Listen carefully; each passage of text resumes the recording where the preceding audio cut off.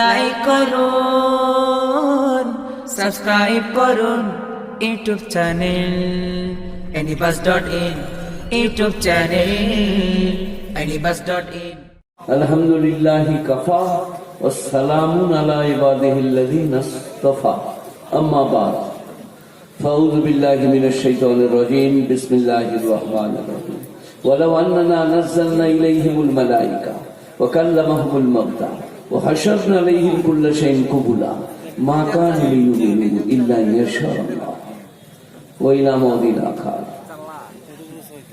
ফামান শাআ ইয়াস্তাকিম وما تشاءون إلا إن شاء الله رب العالمين। وقال رسول الله صلى الله عليه وسلم خيركم من تعلم القرآن علمه، عن عثمان بن عفان رضي الله عنه وعن معاوية بن أبي سفيان رضي الله عنهما عنهما من يريد الله به خيرا يفقهه في الدين। এরা বাপ বেটা ইমানদার বলে আনহুমা, আর উনি ওসমান ইমানদার, আফান লয়, তাই রাদিয়াল্লাহু তাআলা আনহু। আমি কথা বাড়াবো না, আমার 12:30 পর্যন্ত ছিল, টাইম অনেকটা গড়িয়ে গেছে। আমি দু একটি কথা বলবো। মাদ্রাসার জলসা,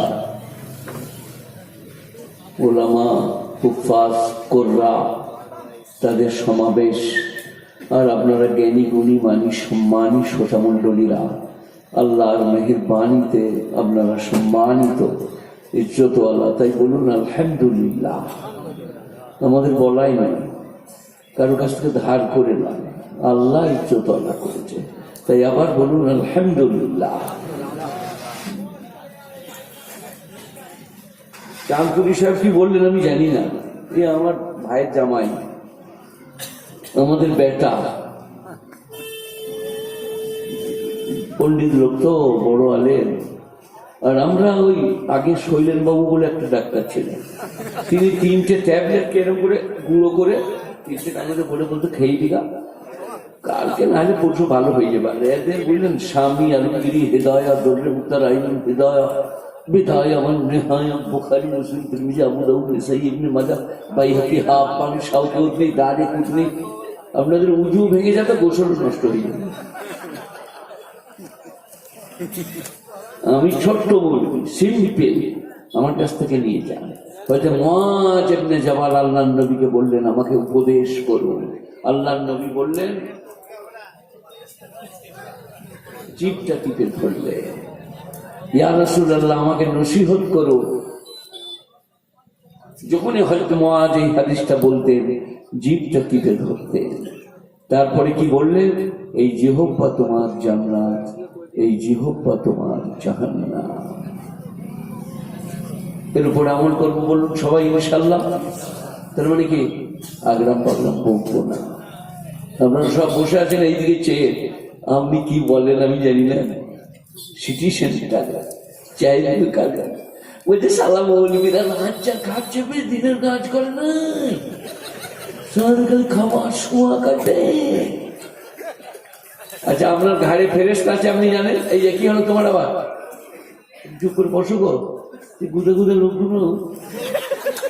এই যে কি বললাম বলুন, ফেরেশতা আছে ঘাড়ে, জানেন তো? আপনি যখন বললেন সালাটা খাচ্ছে আর শুচ্ছে, ফেরেশতারা বলছে লেখ লেখ লেখ, তাড়াতাড়ি লেখ, সালাটা খাচ্ছে আর শুচ্ছে। যে কবরে যেয়ে বললেন আমার শরবত হয়ে ওদের আছে, বলে সালাটা খাচ্ছে আর শুচ্ছে, কোত্থেকে বলি রে বল, তাও তো বলে। সে তো আমি চায়ের দোকানে বললাম তুমি কি করে জানলে? বলে আমি লিখে রাখি হয়ে যাবে। এই যে সালারা খাচ্ছে আর শুচ্ছে। এবার আমি 5 মিনিট বেশি নেবো না, আমার 12:30 আছে, ফেরুতে দেবো না, দেখি কটা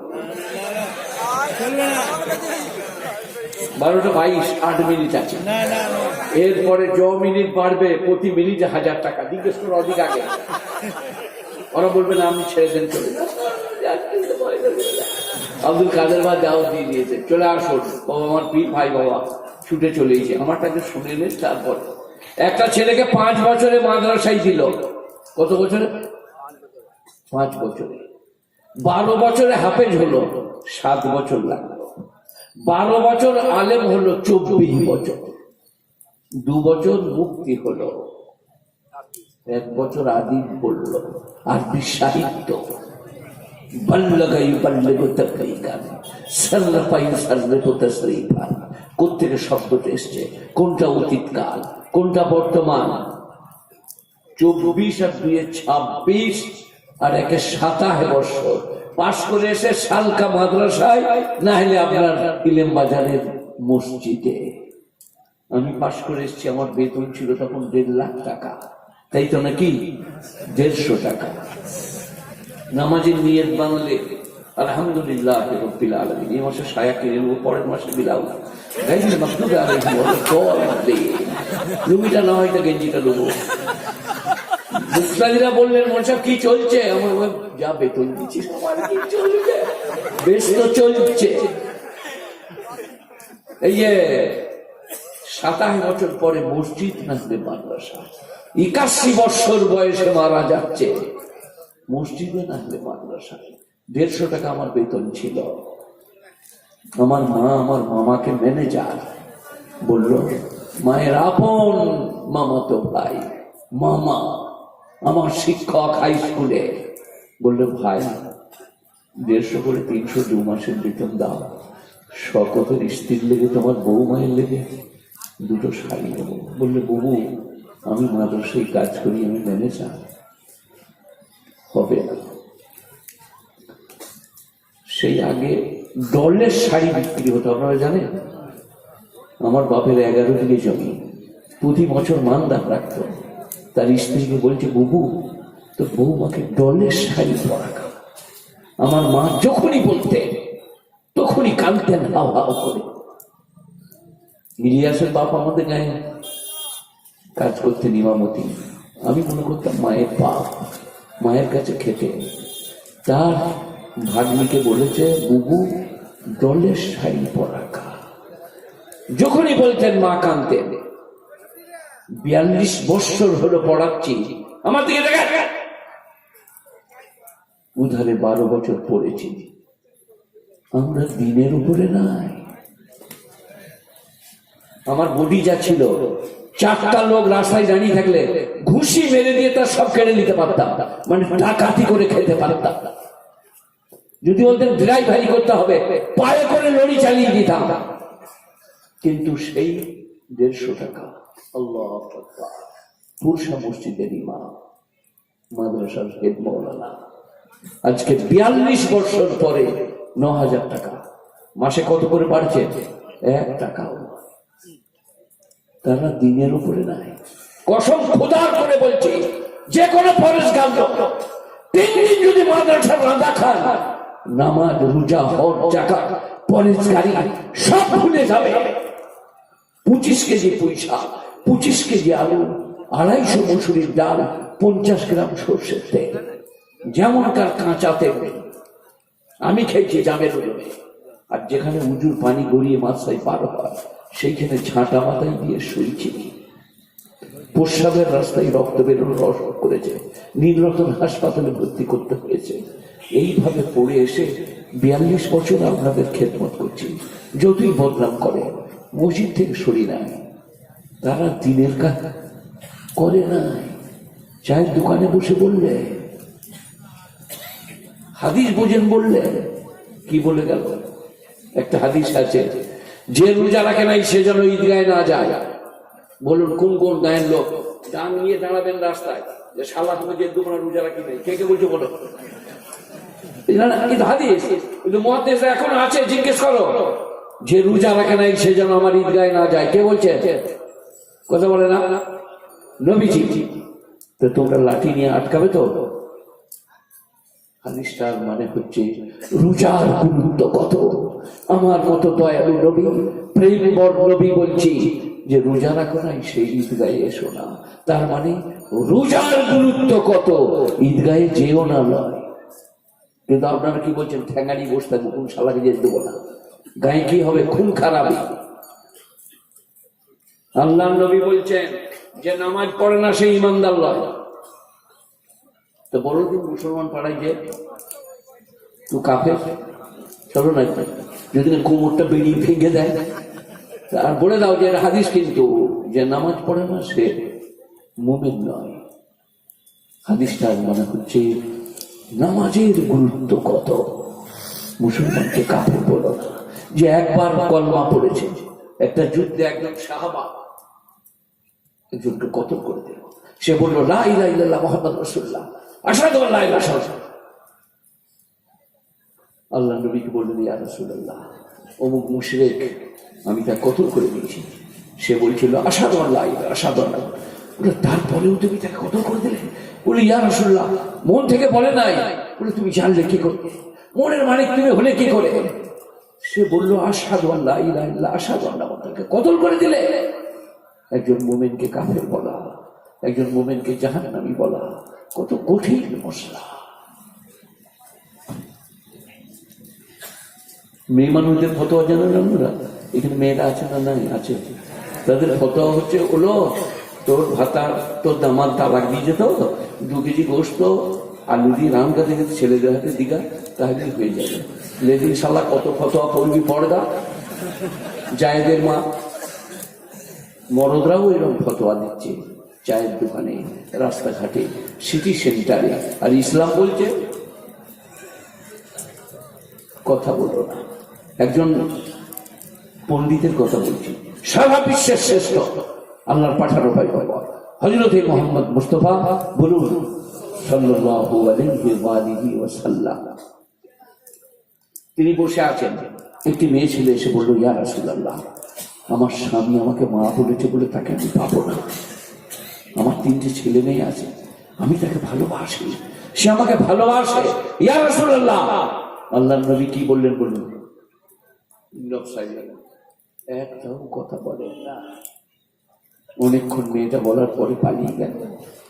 আল্লাহর নবীর উপরে জিবরাইল এলেন, ওহী নাযিল করলেন। মানে তখনও পর্যন্ত এ ব্যাপারে নবীর উপরে কোনো বিধান আসে নাই, আমার নবী কথাও বলেন না। মেয়েটি বলে যাচ্ছে, আমার স্বামী আমাকে ভালোবাসে, তাকে আমি ভালোবাসি, খালি মা বলেছে বলে তাকে আমি পাবো না। অনেকক্ষণ কোরআনের তাফসীর 28 পারা সূরা মুজাদালা,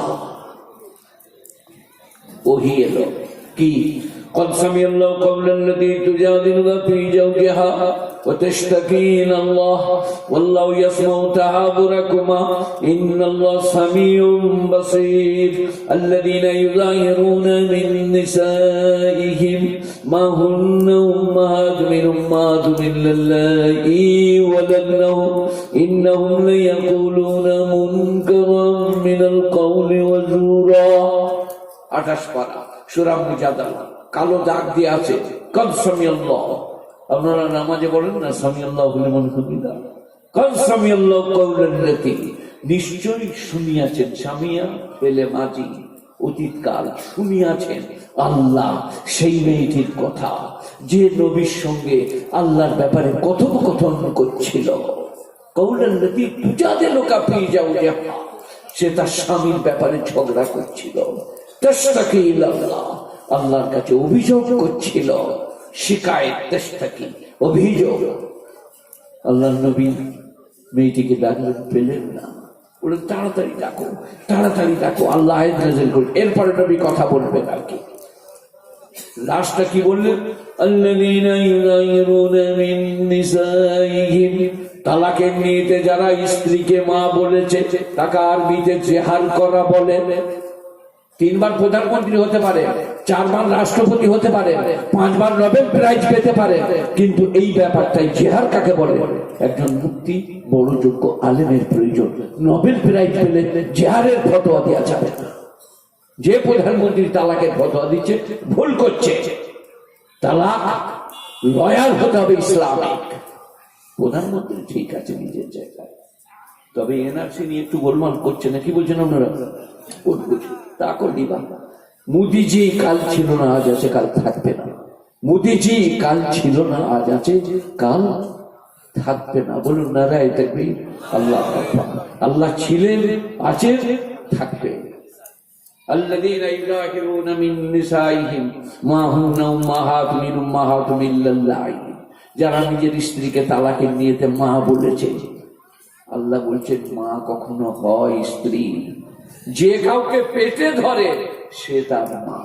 অবশ্য যে স্ত্রীকে মা বলে ফেলেছে তার শাস্তি মুতাতাবিঈন শাহরাইন মিন ক্বাবলি ইয়াতামাসসা, স্ত্রীকে ছোবার আগে পরপর 60 দিন রোজা রাখতে হবে মা বলার শাস্তি, অথবা 60 জন মিসকিনকে খানা খাওয়াতে হবে, অথবা গোলাম আজাদ করতে হবে। এখন আর গোলাম নাই, নবীর সময় ছিল আরবি গোলাম আজাদ করতে হবে, তবে ছুটে পাবে, তার নাম জিহাদ। আপনি কথা বলছেন কেন? নবী চুপ করে আছে। আপনি নামাজ পড়ুন। আমি 3 বার খেলাফতি পেয়েছি, আমি পীর লইল। কাদের ভাই পীর? আমি সিম্পল মৌলবি।